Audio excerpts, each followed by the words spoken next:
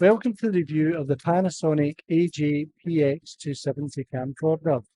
Now, in the words of Rob Tarrant, this is a handheld camera with the DNA of a shoulder mount. And there's no doubt about it. After having had this camera for the best part of 2 weeks, I would fully agree with that.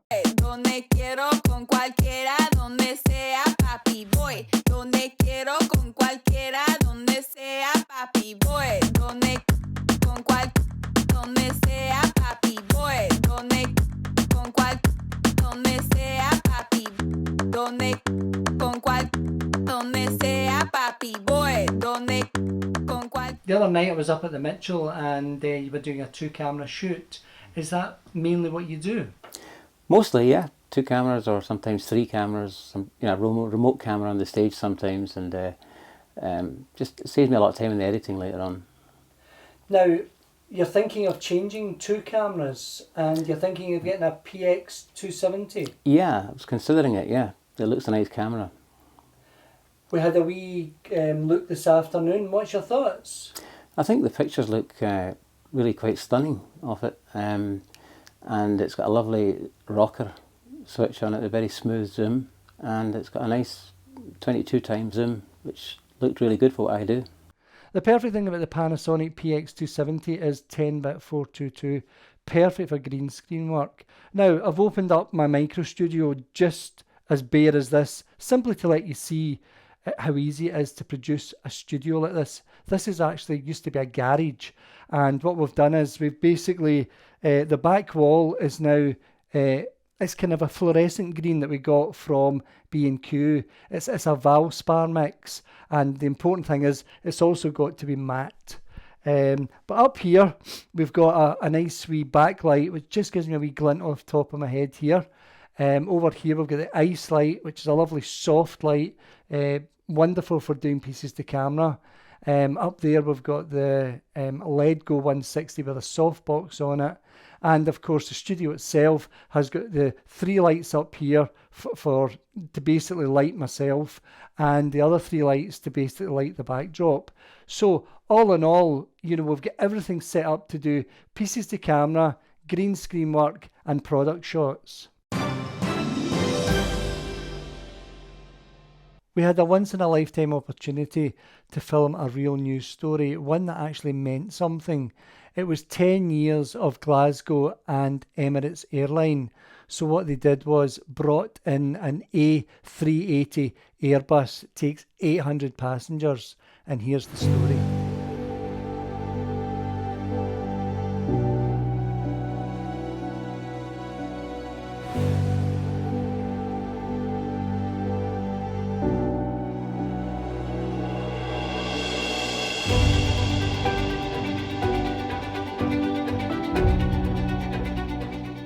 Although I'm basically in autofocus, the one thing I'm not on is auto iris. So I'm keeping my left hand on the iris and racking it as that plane's coming into land. And once again, as you can see, the sun just appears out of the blue. So you really have to be wary of that. There's the boys taking more pictures. I can't praise the PX270 enough. It's a brilliant camera. I mean, that 10-bit 422, it really just makes a picture jump out at you, and it really proves the fact that 8-bit 420 is just not worth it anymore.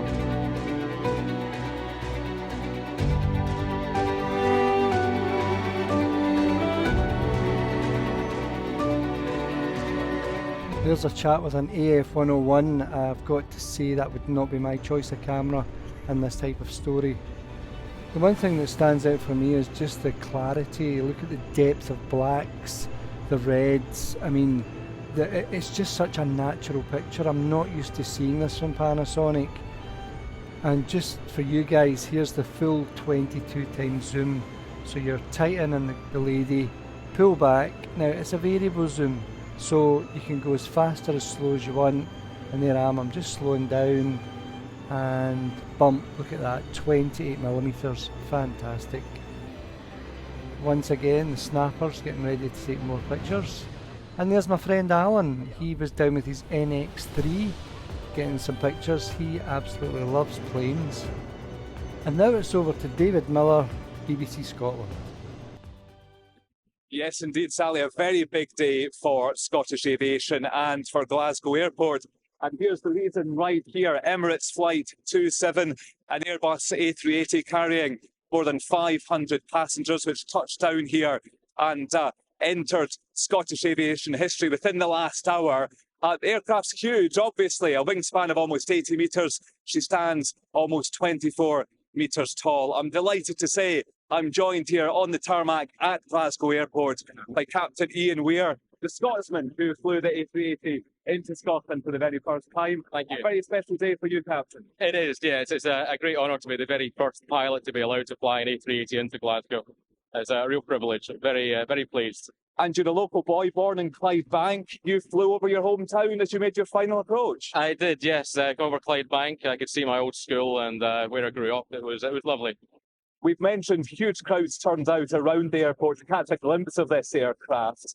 You seem to give them a bit of a surprise, though, because we were expecting you to land around 12:22, and you went around for a spin. Why was that? Just to give everyone a second chance to get a better photograph the second time around. Good stuff. Well, thank you for taking the time to speak to us, Captain, and welcome home. The camera coped really well inside the plane. Now, to be fair, the plane, planes aren't really the darkest of places, but once again, 0 dB. I didn't have to put any gain up, and as you can see, fantastic pictures, both from me and the snappers. Of course, it's impossible to have a camera as new as this and not check out the low light capabilities. Now, I took it to the Clyde side, up to the BBC, and filmed across the water.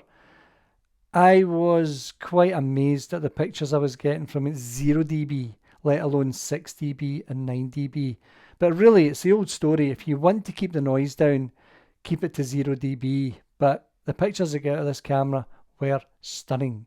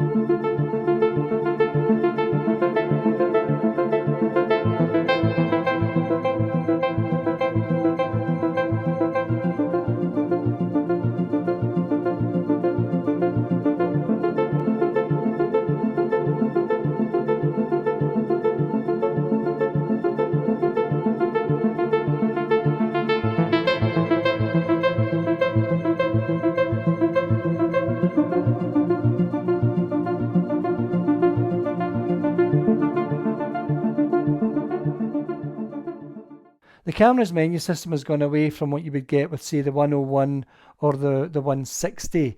It's now using the menu you would get with the shoulder mount cameras. There's a bit more to it, so I think to spend a wee bit of time looking through the menus might be quite informative. Just by pressing the menu button, you get this basic menu, but if you want a more detailed menu, press and hold the menu button for 3 seconds, and up pops this menu. Scene file in the Panasonic is the equivalent to picture profile in other cameras. Now, once you go to file select, it's F1 to F6, and you can name these whatever you wish and also change each one to an individual loop. As you can see, there is a horde of changes you can make in here, but you really have to be careful. You know, if you change something and you don't know what you're doing, you could actually make the camera look absolutely dreadful. From scene file to system mode. Now, system mode, here we go. I'm set at 720 50p, but you could have 1080 50p or you could have SD. Once again, the record format is long GOT 50, and you could have AVC Intra 100, just whatever you fancy. Down to shooting mode. Now, normal is the way to have this camera. If you then choose high sensitivity, which is the one down below, what happens is you increase the noise. Down to user switch. Once again, it's simple. User 1 to user 8, you can set up these user buttons to be anything you like. I haven't touched it yet, so I've not really set these are as they come from the camera. Switch mode. Now, once again, 0 dB, 6 dB, 9 dB, but the beauty of this camera is you go up in 1 dB at a time. So you're increasing the gain 1 dB, which is absolutely fantastic. These cameras only give you 0, 6, 9. What a waste of time. This is the way it should be. The auto switch is basically allowing you to set parameters. In other words, on and off, or set a limit. In recording setup, basically record media is set to micro P2, and you keep it there for SDHC and SDXC cards. Something I'd like to make you wary of is when you go into recording, obviously it's set to normal and that's the way it should be. But if you go into loop mode and you've recorded through your second card, in loop mode it will go into card 1 again and start recording all over again. So I would suggest you never use loop mode. Pre-record's a very useful feature in news. Basically it gives you 3 seconds before you press the red button. And in Simul Record it records onto 2 cards at the same time. For obvious reasons, I can't go through the whole menu setup, but you've got audio, output, network, display setup, and card functions. Now, card functions is something that you have to be wary of because it's not what you think. You do not format your card in card functions. Just before I show you where to format your card, if you go down to other functions and then down to menu initialize, if you've pressed too many buttons and you don't know where you are, press menu initialize and you can initialize so that your menu structure is back to the way it was, factory set. Here's where things got very confusing for me with this camera. I am used to formatting my card in the main menu structure with the camera. You have to go into thumbnail mode, down to clip, and then down to format. And you'll have the choice of slot 1, slot 2, slot 3 is your P2 slot, and SD card. That is the SD card that holds your scene files. So we'll start with the negative. What do I not like about the PX270? First of all, everybody was banging on about Intra 100 being the be-all and end-all of codecs. And needless to say, when I switched the camera on to 1080 50p and put it into Intra 100, I was quite taken aback at how poor the picture quality was.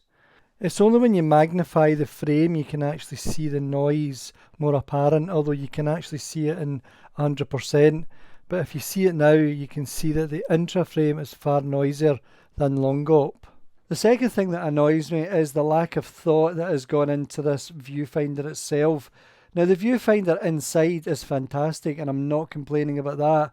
But the fragility of this and the fact that you can't lock it down. In other words, as you can see here, if I move back and forth, now I suppose to a certain degree you'd want it to move, but when I was filming the plane the other day, I noticed that sometimes it would actually slip away from my eye, which is not very useful. Lastly, it's all very well having a dedicated Wi-Fi module, which is the WM30, but if you can't actually buy it and it's only £130, then it's not very clever, because I'm not able to then show you how the Wi-Fi works in the camera because nobody in the UK has got this module. You know, if they'd have opened it up like other companies where you could buy a specific type of Wi-Fi module but not one that's dedicated, then that would have been a lot better.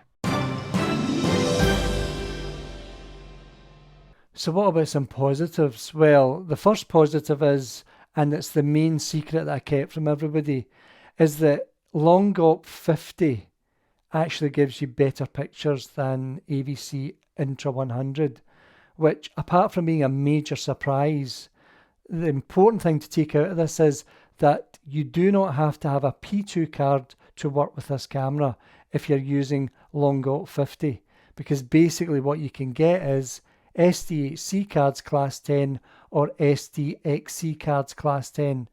Okay, to summarise, using SDHC or SDXC cards, both class 10, you can record Long 50 at 720p or Long 25 1080 50p, both at 10-bit 422.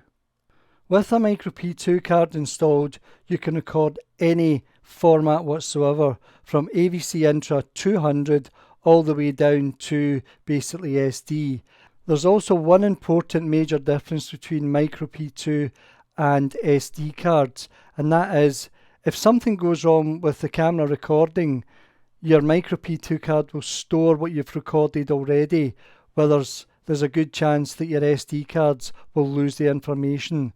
Therefore, Panasonic would always recommend that you have a micro P2 card in one slot and the same size of SD card in another slot. Record obviously a dual record, but the main importance is if anything goes wrong, your micro P2 card will store the information, or if there's a problem, you'll be able to recover it more easy from the micro P2 card. Now, the one thing we did a wee test chart with the wee baby, etc., which you can see in front of you. And as you can see, the colours are absolutely solid. The other thing that we discovered was that we brought in a Sony EX3 and an NX5, and it actually matched perfectly with both cameras.